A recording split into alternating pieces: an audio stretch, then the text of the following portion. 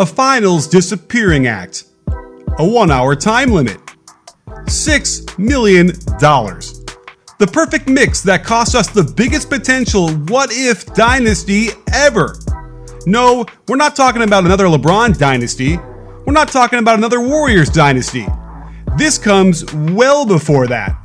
In 2012. In the NBA, $6 million is pocket change. But for the Thunder, that amount was what kept them from forming a dynasty. In 2012, OKC had Kevin Durant, Russell Westbrook, and James Harden all on the same team. Each of them would go on to win their own MVP award. This is a definition of a super team. But the young trio had just hit the tip of the iceberg. If they stay together, OKC was staring directly at arguably the best trio in NBA history. Instead of keeping the band together, OKC decided to ship Harden off to the Rockets in the summer of 2012. What would it have taken to keep them together? An amount that bench warmers in the NBA are being paid right now. $6 million is the difference between the Thunder having 0 titles in OKC franchise history and having a potential dynasty with 3 MVPs on the roster. So why didn't they just give Harden the money? Perhaps the same reason Kevin Durant left OKC 4 years later. This is a ClutchPoints original documentary on the real reason OKC lost Harden and Durant, and why there really wasn't much they could do about it. The 2011-12 Oklahoma City Thunder were an offensive juggernaut. Kevin Durant won the scoring title that year, Russell Westbrook was his all-star sidekick, and James Harden was on his way to winning the 6th Man of the Year award. They finished as the number 2 seed in the West and marched their way to the finals. In a clash of super teams, they fell to a loaded Miami Heat's team. But OKC still had an extremely bright future and some key decisions lay ahead of them. Both Harden and forward Serge Ibaka were up for contract extensions that summer. Whichever one the Thunder chose would determine the team's long-term future.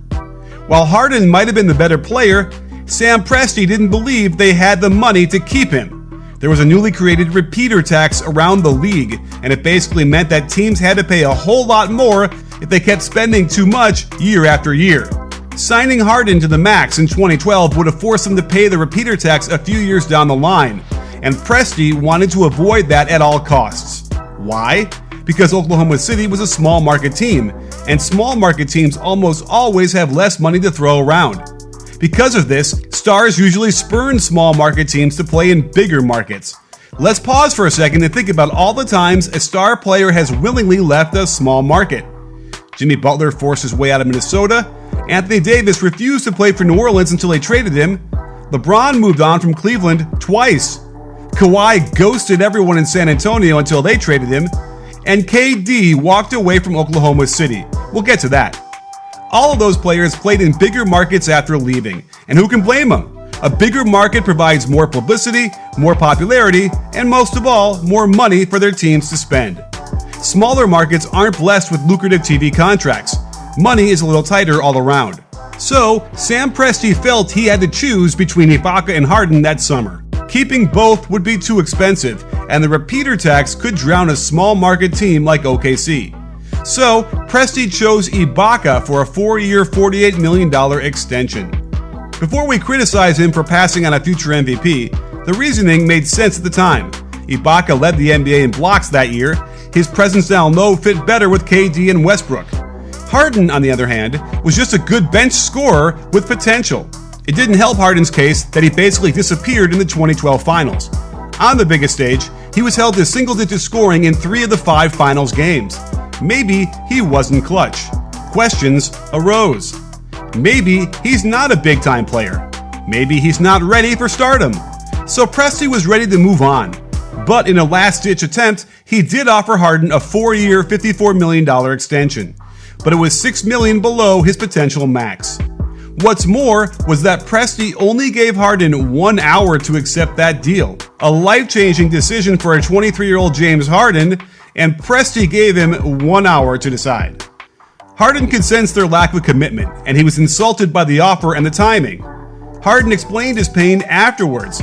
After everything we established, everything we had done, you give me an hour? Harden had said. This was one of the biggest decisions of my life. I wanted to go home and pray about it. It hurt me. It hurt. Sure enough, just 1 hour after OKC's offer, Harden was traded to the Houston Rockets.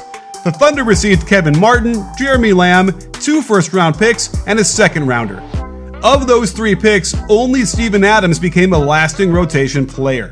The Rockets, meanwhile, did pay Harden the $60 million max, and the rest is history.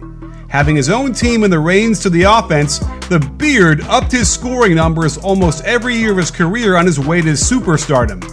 In the end, OKC lost out on a blossoming MVP talent, just because they were afraid to pay that repeater tax. Their small market troubles didn't end there. The Harden situation in 2012 may have contributed to Kevin Durant's free agency in 2016. But with Durant, it wasn't about money, it was about attention. KD was one of the few loyal stars. When other stars were taking their talents to bigger cities, Durant publicly proclaimed he wanted to stay in Oklahoma City. He openly engaged with the community and was seemingly one of the few down-to-earth at-home stars. It sure looked like he was going to retire in a Thunder uniform.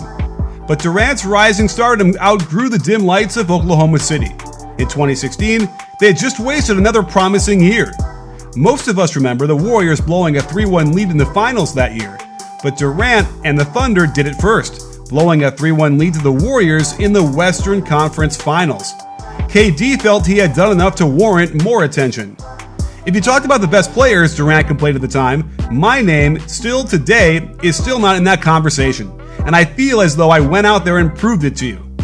In the public eye, his reputation took a hit. Steph Curry was the new darling of the NBA, LeBron was still crowned as the best player on the planet, and Durant was still looking for validation in OKC. He finally started to think what a bigger market could do for his legacy. So, in the summer of 2016, KD made the shocking decision to join the Warriors. The big market of the Bay Area would bring more attention to his game. Playing with more star power would help him win championships, and when he retired, he'd be remembered as one of the all-time greats. At least, that was the plan. Durant had finally decided that OKC couldn't provide him with all of that. Playing alongside Russell Westbrook brought some success, but OKC never built a championship-level roster around them. So KD decided to go to a championship-level roster instead. It will always be one of the biggest what-ifs in NBA history. What if Harden wasn't traded? What if the Thunder dipped into the repeater tax? Would Westbrook, KD, and Harden have won multiple titles together? We'll never know.